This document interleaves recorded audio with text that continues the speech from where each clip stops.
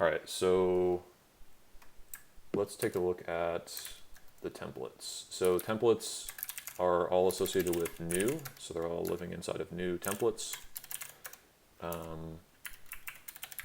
So if we go there and then we look at the directory structure, let's just focus on like one of them. So we have at the top level languages, and then we also have at the top level a UI thing so that we can share a single UI across different languages. So for example, this chat UI will in the future be available for either, you know, Rust chat or Python chat or whatever.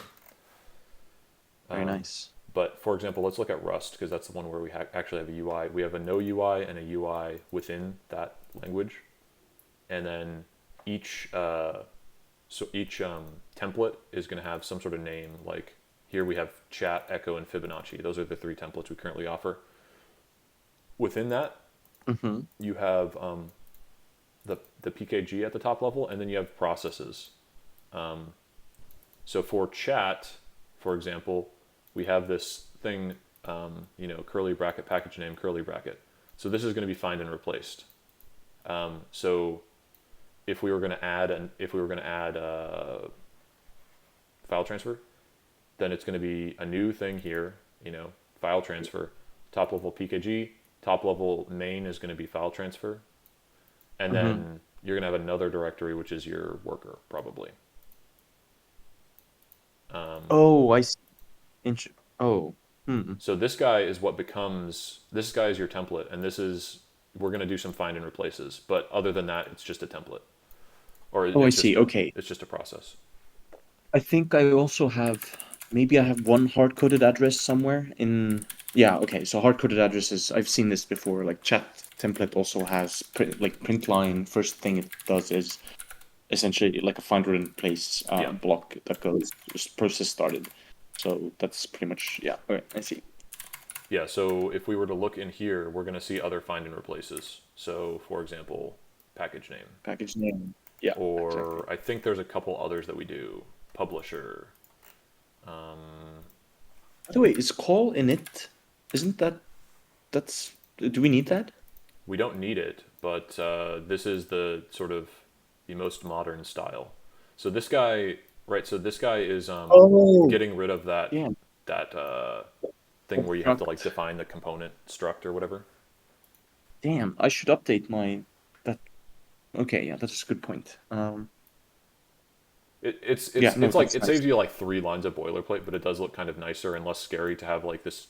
Oh, what's that component struct doing, and what's you Hmm. know? So it is a bit nicer.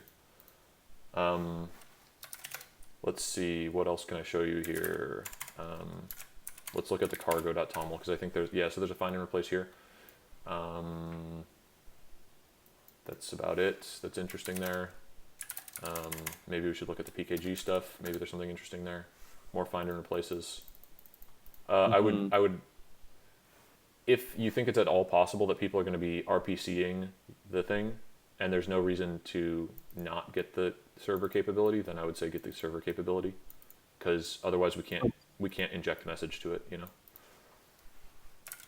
That is a good point. As a template, that might make sense. Yeah, even if it's no UI.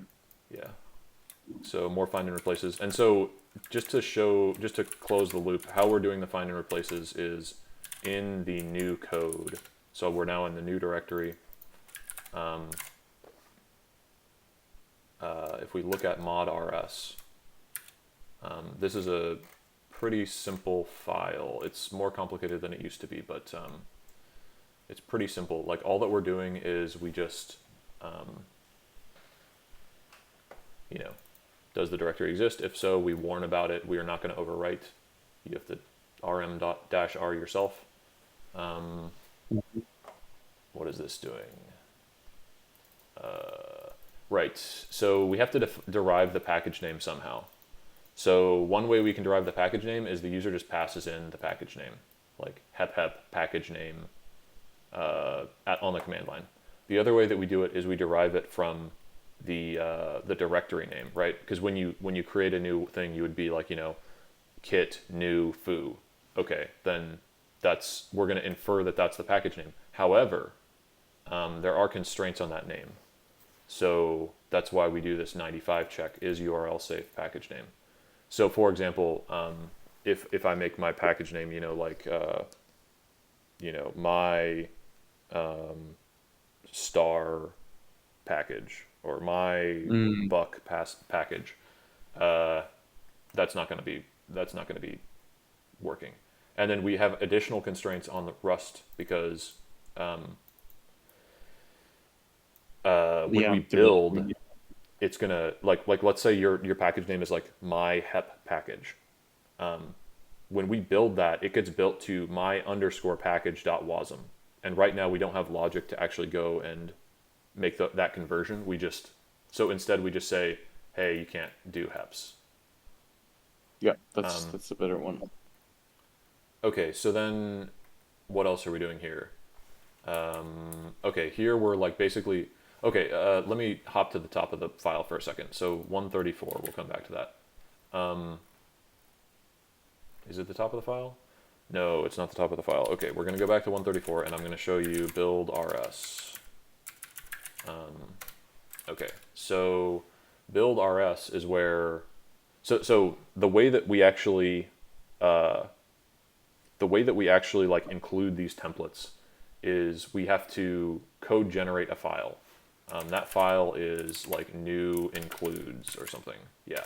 So this thing, new includes, just has like a whole bunch of like include strings.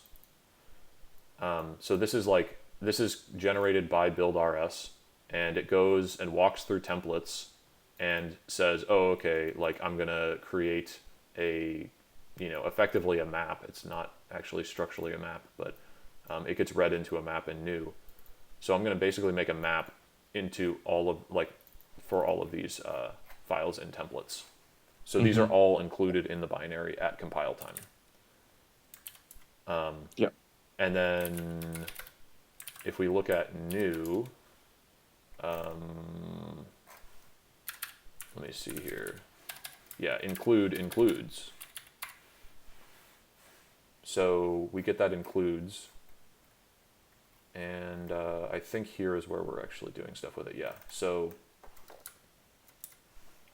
here we're basically extracting from that giant not map, but like I forget what they call it. It's not a vector, whatever they call it. That pair, that array of pairs or whatever. Mm-hmm. We're just like reading in the things that we actually want given the user's input. So the user's given us, do they want UI? Do they not want UI? Okay, well then we're going to go through here, and we're going to Oh, just basically exclude all of the stuff, right? So we're stripping prefixes. These are paths. These are these keys. We're going to just mm-hmm. only get the ones that we care about. Those are either the template prefix, so this would be like Rust no UI chat, or it's the UI. So like if it's Rust UI chat, then we would also go get the UI for that chat, like UI chat. Mm-hmm. And then we do variable replacement in all of these files. So that's where this is where the package, the curly bracket package name and curly bracket publisher get replaced. We just do a dot replace on the files and on the file names. This isn't. This is just the file names, or does it also go into the files themselves? The key and the value are both. So the key is the file name. The value is the contents of the file. So we do Oh, both. We do both. nice. Yeah, and then we basically just like print all these out to to disk. So yeah, there you have it. Nice. Um, I guess we could even just add the template right now, but it's a lot of Control Shift F, like find replace, essentially. Yeah, Um, I would say let's not do it on the call right now, Yeah. but what is going to happen is we're gonna have two new entries to Rust. One is going to be under no UI file transfer, and then we're gonna have the UI version of file transfer under UI, and then the UI. Note that the UI here does not have the UI directory. That comes from this, oops, parent. this other top Yeah. level thing. So Yeah. this would be like UI, file transfer UI, and then this is the guy. This internal UI is the guy that gets copied in to. Was there this is perhaps like a nitpicky question, but is there a reason why we have UI, chat, UI? Like, what else would be in the chat folder in the? It's just easier. It just makes my life easier when we're dealing with paths. It doesn't strictly need to be that way. Like we could change the code so that we just like for example have all these files in the chat directory, and then we put them into the path UI fast this file etc.